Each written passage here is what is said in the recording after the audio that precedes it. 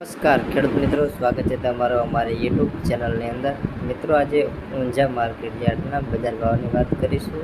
આજે તારીખ 10/6/2024 વાર સોમવાર. આજે ઊંઝા માર્કેટ યાર્ડમાં જીરું, રાયડો, સુવા, મેથી, ઇસબગુલ, અજમો, વરિયાળી, સફેદ તલ બજાર ભાવની વાત કરીએ તે પહેલાં આપણી યુટ્યુબ ચેનલ બનાવવા હોય તો સબસ્ક્રાઈબ કરી નાખજો.